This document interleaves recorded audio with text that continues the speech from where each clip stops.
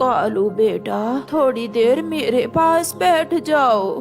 माँ, थका हुआ हूँ, सुबह से काम पर गया हुआ था। थोड़ी देर मुझे अपने परिवार के पास भी बैठ लेने दो। कालू जी छोड़ें आप इसे, मैं आपको गर्म दूध देती हूँ और टांगे भी दबाती हूँ आपकी। रात को सब सोए हुए थे मगर बूढ़ी कालू की माँ जाग रही थी। मैंने बहुत मुश्किल से पालन पोषण किया था बेटा तुम्हारा, और अब बड़े होकर मैं तुम्हारे परिवार का हिस्सा ही नहीं रही। ऐसे सोचते हुए कालू की माँ रोने लगती है। रोते रोते उसे खांसी शुरू हो जाती है।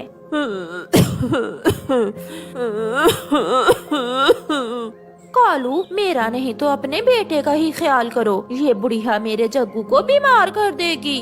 तो मैं क्या करूं? कल दवा लाकर तो दी थी माँ को। माँ का घोंसला घर से बाहर पेड़ की डाल पर रख दो। मैं माँ को खुद से दूर नहीं कर सकता।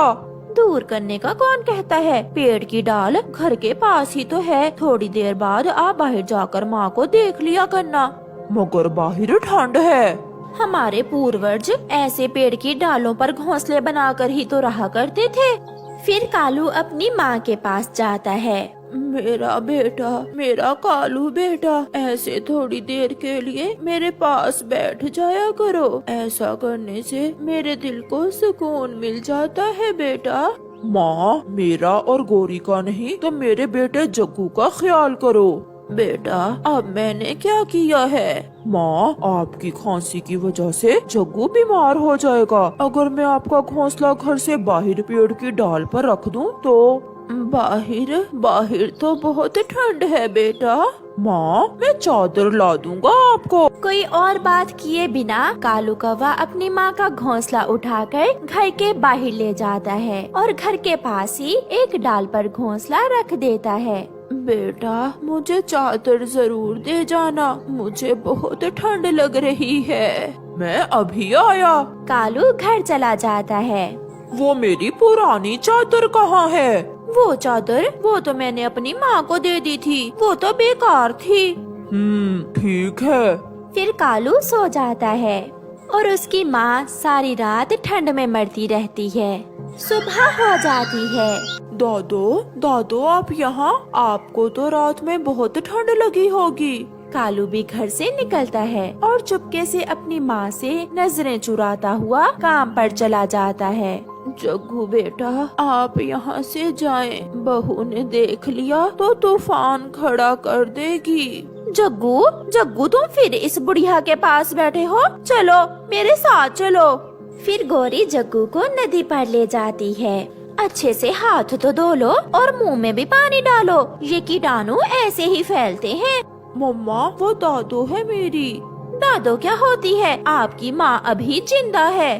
मम्मा, एक बात करना थी आपसे, मैं कई दिनों से सोच रहा हूँ। बताओ मेरे शेर, मेरे जग्गू बताओ। मम्मा, मैं और बग्गी शादी करना चाहते हैं। बग्गी? वो मेरी सहेली की बेटी? हाँ मम्मा, बग्गी मुझसे बहुत प्यार करती है।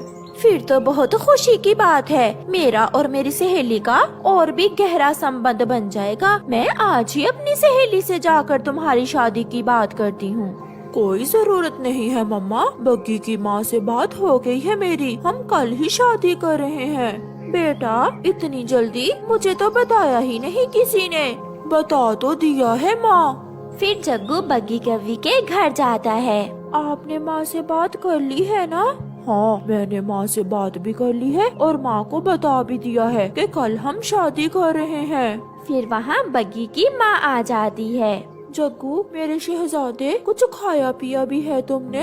हाँ मम्मा, मैंने दाना खा लिया है। जग्गू बेटा, तुमने गौरी को बता दिया है ना कि उस घर में मेरी बेटी ही रहेगी? मैंने शादी का बता दिया है और बाकी की बात मैं शादी के बाद करूँगा। देख लो बेटा, मेरी बग्गी सास के साथ रह नहीं सकती। मेरी बग्गी को ना तो शोर पसंद है और ना ही काम करना। मम्मा, आप चिंता न करें, मैं और जग्गू जी सब संभाल लेंगे। जग्गू कहाँ है गौरी? जग्गू की तो बात मैं आपको बताने वाली हूँ। वो बग्गी से शादी कर रहा है। बग्गी से? जो तुम्हारी सहेली की बेटी है? हाँ, उसी से। वो कवि तो एक नंबर की फ्रॉडन और धोखेबाज है, पूरे जंगल में मशहूर है वो। उन्होंने शादी करने का फैसला कर लिया है, अब कोई फायदा नहीं। अब तो जैसे हमारा बेटा कहेगा हम वैसा ही करेंगे। प्यारे दोस्तों, इस कहानी का अगला भाग देखने के लिए कल तक इंतजार करें। और आपको ये वाला भाग कैसा